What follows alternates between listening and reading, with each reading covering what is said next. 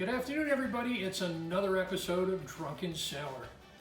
Today we're paying tribute to those classic cocktails of New Orleans, and most notably being the Hurricane from Pat O'Brien's.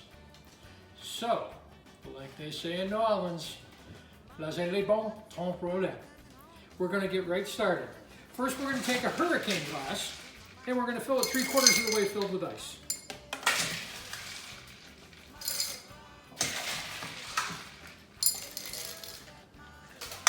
And then we get started with the good stuff. First, 1 ounce of white rum. Next, 1 ounce of triple sec. Next, 1 ounce vodka. Oops. Next, 1 ounce of gin.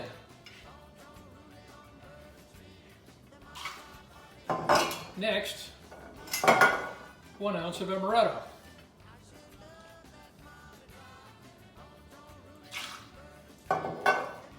Finally, well, not finally, we're going to add a 1/2 ounce of grenadine.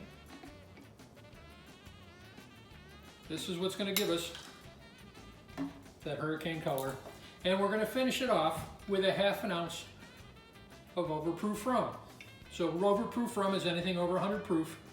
Today we're using Pusser's gunpowder. All right. Next, we've got to soften it up a little bit. We're going to use equal parts of both pineapple and passion fruit juice. And we're going to put those in there to fill up the glass. We're going to give it a good stir.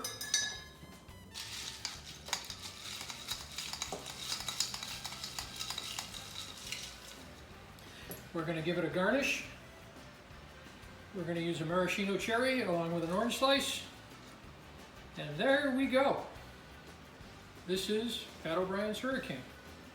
And we don't want to be messy about it, so I guess we might as well throw in a straw.